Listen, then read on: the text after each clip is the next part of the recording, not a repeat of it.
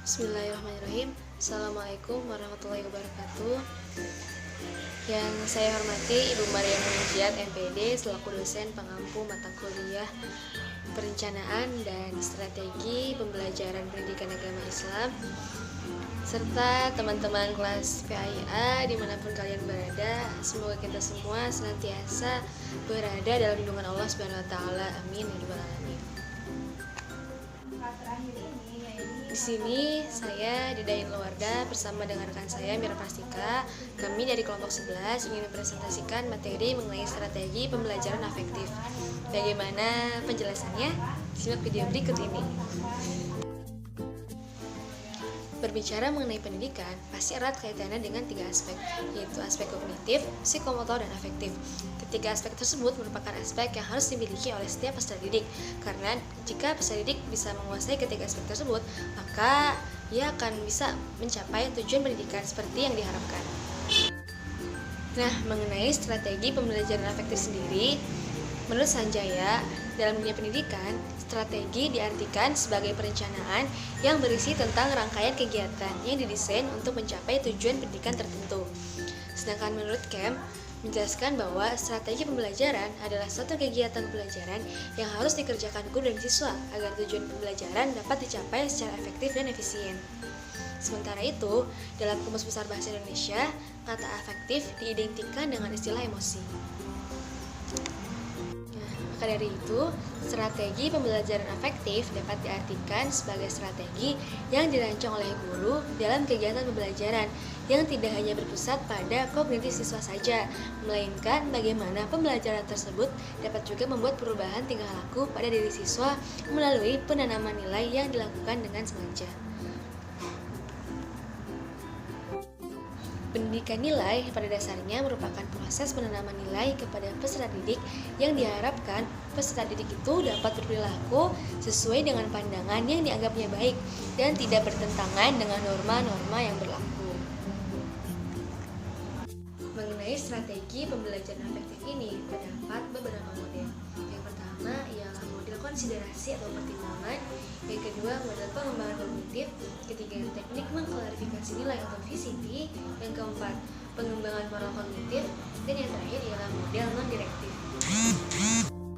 Nah, langsung saja ke model yang pertama, yaitu model konsiderasi atau pertimbangan. Model ini dikembangkan oleh McPaul. Dia merupakan seorang humanis. Menurut beliau, pembentukan moral itu tidak sama dengan pengembangan kognitif yang sifatnya rasional. Pembelajaran moral siswa menurutnya adalah pembentukan kepribadian, bukan pengembangan intelektual. Nah, atas dasar asumsi ini, menurut dia, seorang guru itu harus menjadi model di dalam kelas dalam memperlakukan setiap siswa dengan rasa hormat, serta menjauhi sikap otoriter. Guru perlu menciptakan kebersamaan, saling membantu, saling menghargai, dan lain sebagainya. Tujuannya adalah agar siswa menjadi manusia yang memiliki kepedulian terhadap orang lain. Hal ini seperti dalam Quran surat Al-Balad ayat 17, Bismillahirrahmanirrahim, "Tsumma kana minal ladzina amanu wa tawassaw bis-sabri wa tawassaw bil marhamah." Yang artinya, kemudian dia termasuk orang-orang yang beriman dan saling berpesan untuk bersabar dan saling berpesan untuk berkasih sayang. Dalam pengimplementasian model yang satu ini memiliki beberapa tahapan.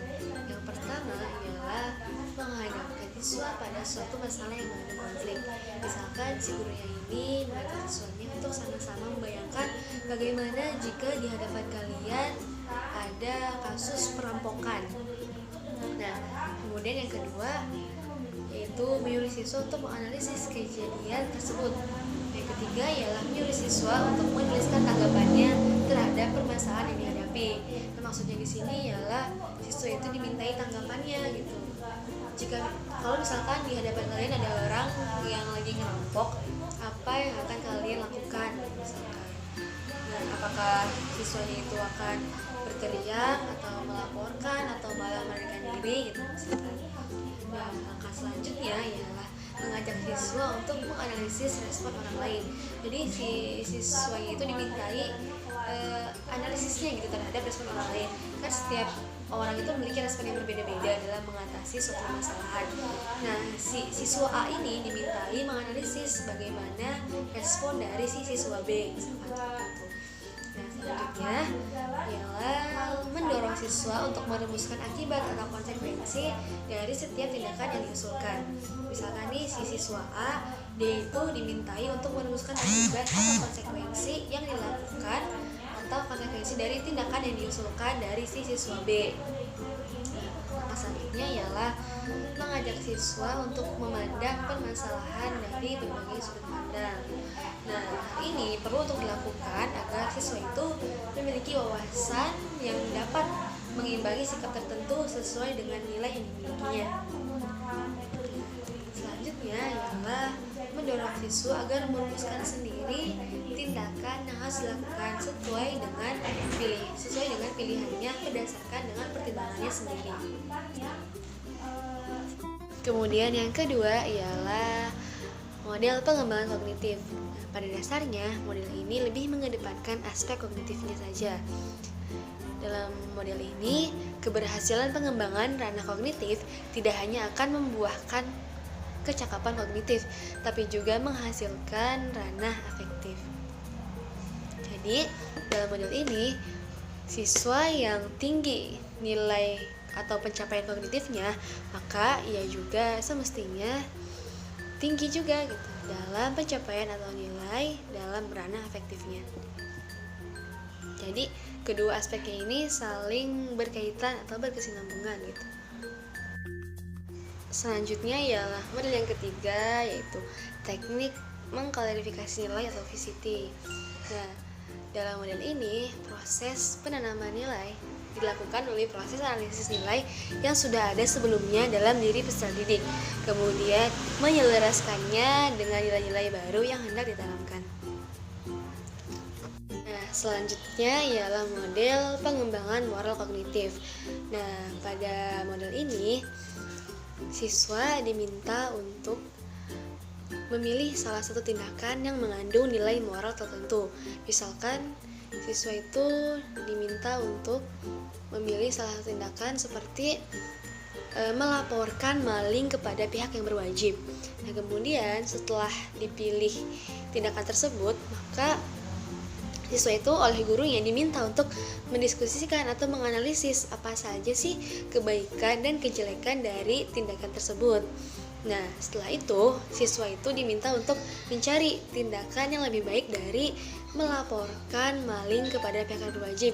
Apakah yang lebih baik itu ialah tindakan langsung menghajarnya atau mungkin tindakan mendiamkannya saja? Nah, terserah murid itu. Nah, setelah itu maka peserta didik diminta untuk menerapkan tindakan dalam segi yang lain. Jadi pada intinya dalam menanamkan suatu nilai, si guru itu memberikan kesempatan kepada murid gitu untuk menganalisis terlebih dahulu apa nilai yang hendak ia tanamkan kepada dirinya sendiri atau prinsip yang hendak ia tanamkan kepada dirinya sendiri dengan cara menimbang baik atau buruknya nilai tersebut. Nah, model yang terakhir ialah model non-direktif. Nah, dalam model ini, seorang guru memberikan kesempatan kepada siswanya untuk dapat menggali potensi dan kemampuannya sendiri. Nah, sementara guru itu hanya berperan sebagai fasilitator atau konselor saja dalam pengembangan kepribadian peserta didik. Nah, sekian pemaparan dari saya. Selanjutnya ialah pemaparan dari rekan saya, yaitu Saudari Mira. Bagaimana pemaparannya? Simak video berikut ini. Assalamualaikum warahmatullahi wabarakatuh. Saya Mira Prastika. Di sini saya akan menjelaskan materi tentang kelemahan pembelajaran afektif. Di sini ada 4 poin. Poin yang pertama yaitu proses pendidikan sesuai dengan kurikulum yang berlaku cenderung diarahkan untuk pembentukan intelektual. Dengan demikian, keberhasilan proses pendidikan dan proses pembelajaran di sekolah itu ditentukan oleh kriteria kemampuan intelektual atau kemampuan kognitif. Poin yang kedua yaitu sulitnya melakukan kontrol karena banyaknya faktor yang dapat mempengaruhi perkembangan seseorang, pengembangan kemampuan sikap, baik melakukan proses pembiasaan maupun modeling bukan hanya ditentukan oleh faktor guru, tetapi banyak juga faktor lainnya, terutama faktor lingkungan. Yang ketiga, keberhasilan pembentukan sikap tidak bisa dievaluasi dengan segera, berbeda dengan pembentukan aspek kognitif dan aspek keterampilan yang hasilnya dapat diketahui setelah proses pembelajaran berakhir. Maka keberhasilan dari pembentukan sikap baru dapat dilihat setelah rentang waktu yang cukup panjang. Poin yang keempat yaitu pengaruh kemajuan teknologi, khususnya teknologi informasi yang menyuguhkan aneka pilihan program acara berdampak pada pembentukan karakter anak. Tidak bisa kita pungkiri, program televisi misalnya yang banyak menayangkan program acara produksi luar yang memiliki latar belakang budaya yang berbeda dan banyak ditonton oleh anak-anak, sangat berpengaruh dalam pembentukan sikap dan mental anak. Selanjutnya, cara menanggulangi kelemahan pembelajaran afektif. Yang pertama yaitu pendidikan yang ada selama ini sesuai dengan kurikulum yang digunakan untuk mengukur kemampuan intelektual anak daripada kemampuan afektif. Akan tetapi kemampuan dalam bersikap pun tidak kalah penting, harus dimiliki anak. Untuk apa memiliki generasi muda yang pintar, akan tetapi perilakunya tidak mencerminkan orang yang memiliki intelektual. Pendidikan agama dan kewarganegaraan sampai saat ini merupakan pendidikan yang wajib diberikan pada anak didik, karena dengan pendidikan agama dan moral dapat mengontrol perilaku anak agar tidak cepat terjerumus pada perilaku yang buruk, tetapi sangat populer. Akibat kemajuan zaman dan teknologi, kesadaran yang harus dimiliki diri anak yang sangat baik ditanamkan sejak dini adalah sesuatu sikap yang sangat tepat dalam memfilter perilaku anak. Anak akan memahami cara berperilaku saat anak mampu membedakan mana sikap yang baik dan mana sikap yang buruk bagi dirinya. Selanjutnya yang kedua, peran dari guru dan orang tua serta lingkungan sangat menentukan perilaku yang akan dikeluarkan atau dicontoh oleh siswa. Guru mampu memberikan pembelajaran yang intelektual dan juga memiliki nilai sikap yang baik. Contohnya saat guru mengajarkan bagaimana caranya bersikap kepada orang tua dan lain sebagainya. Guru pun dapat memberikan praktek melalui contoh dalam kehidupan sehari-hari dalam lingkungan masyarakat. Orang tua yang harus menjadi contoh bagi anaknya.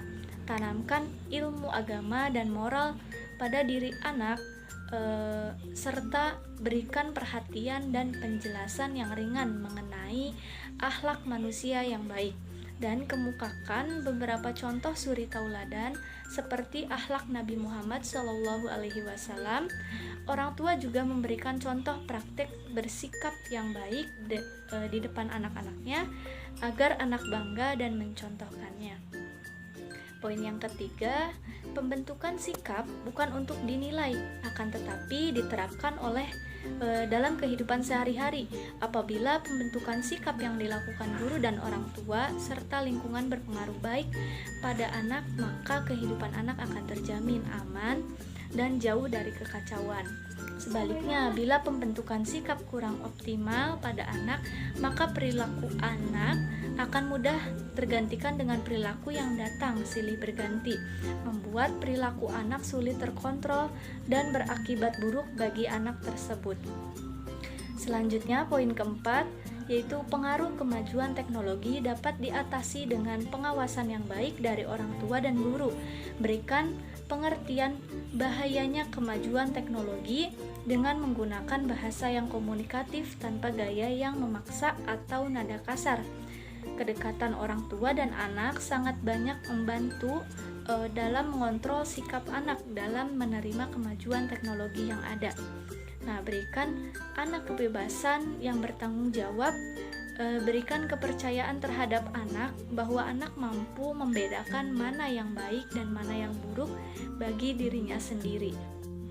Jadi kesimpulannya, strategi pembelajaran afektif dapat diartikan sebagai strategi yang dirancang oleh guru dalam kegiatan pembelajaran yang tidak hanya berpusat pada kognitif siswa saja, melainkan bagaimana pembelajaran tersebut dapat juga membuat perubahan tingkah laku pada diri siswa melalui penanaman nilai yang dilakukan dengan sengaja.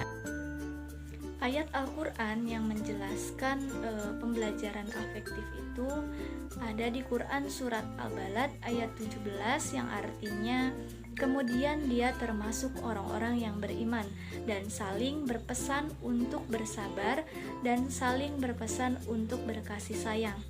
Nah, model pembelajaran afektif itu ada 5. Yang pertama model konsiderasi atau pertimbangan. Yang kedua model pengembangan kognitif. Yang ketiga teknik mengklarifikasi nilai. Yang keempat pengembangan moral kognitif. Yang kelima model non-direktif. Nah, kelemahan dan cara menanggulangi pembelajaran afektif ada 4. Yang pertama, proses pendidikan sesuai dengan kurikulum yang berlaku cenderung diarahkan untuk pembentukan intelektual. Nah, dengan menanamkan pada diri anak sesuatu cara berperilaku saat anak mampu membedakan mana sikap yang baik dan mana sikap yang buruk bagi dirinya. Yang kedua, sulitnya melakukan kontrol karena banyaknya faktor yang dapat mempengaruhi perkembangan sikap seseorang. Dengan cara memberikan perhatian dan penjelasan yang ringan pada anak mengenai akhlak yang baik. Nah, yang ketiga, keberhasilan pembentukan sikap dan dengan jangka waktu yang cukup panjang dengan cara guru atau orang tua mencontohkan perilaku yang baik dalam kehidupan sehari-hari, maka akan berpengaruh baik pada diri anak. Nah, poin yang keempat yaitu pengaruh kemajuan teknologi dengan cara memberikan pengertian pada anak bahayanya kemajuan teknologi dengan menggunakan bahasa yang komunikatif tanpa gaya yang memaksa ataupun nada kasar. Mungkin cukup sekian yang bisa kami sampaikan dari kelompok 11, kurang dan lebihnya mohon maaf. Wassalamualaikum warahmatullahi wabarakatuh.